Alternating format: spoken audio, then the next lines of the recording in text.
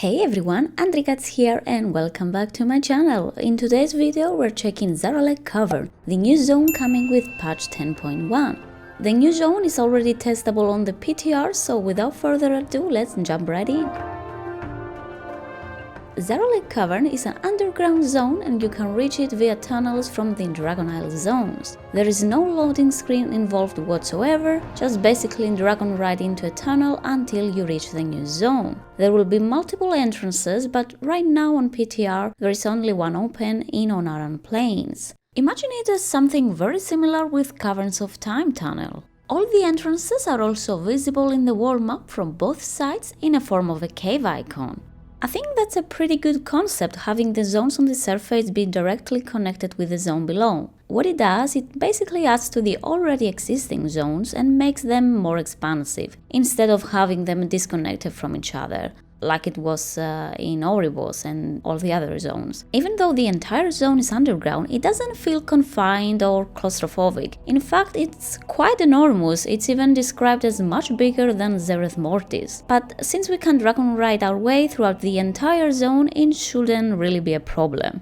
The zone follows the principle of the rest of the Dragon Isle zones in terms of verticality, so you can take full advantage of your dragon riding specs. The fact that the zone has so much vertical detail, it makes it even more vast than what it is. Zaralek Cavern is thematically divided into three sections. Crystalline caverns, which feel very reminiscent of Deepholm, with a pinch of Najadar if you ask me. Sulfur pools, which is where Neltharion disposed of his failed experiments. It's also filled with beautiful yet weird new creatures and fauna. And we also have a volcanic region, which inhabits Jarati mobs, one of the main antagonists in the zone. If I had to choose between these three distinct zones, I would probably go with the sulfuric pools maybe because they have a warmer palette of colors and they seem more appealing to my eye. Throughout Zaralek Cavern there's a bunch of stuff to do and explore.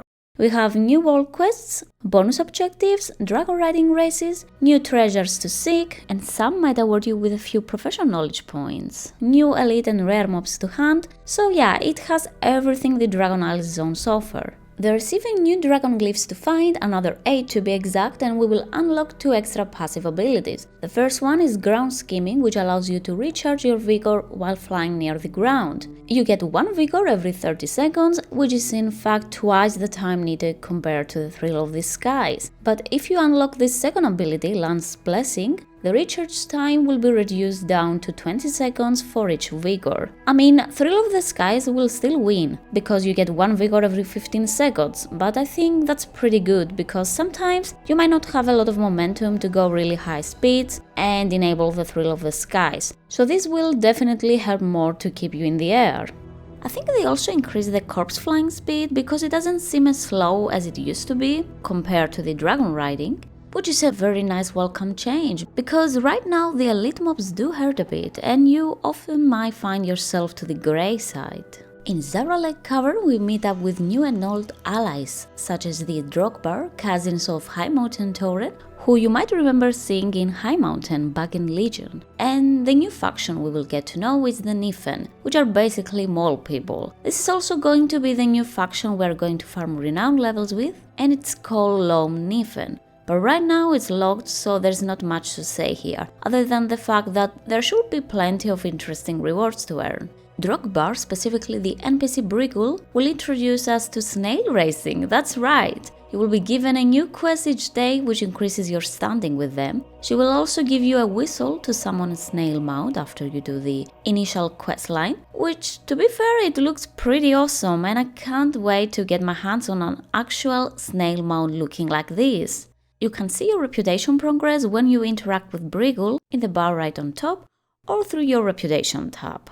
The quest on the first day was to max level a Shimmer Shell snail battle pet, which you can find in the older version of Darkshore along the shore. You can level it via pet battles or use an ultimate battle training stone. Then bring the snail over to Brigul, summon it and show it to her. As you can see, I was given 100 rep with Grimrock Racer upon completing this quest, and you can even see there's 5 ranks total. So that's another optional thing you can grind in the zone, and actually it seems like a fun activity to do.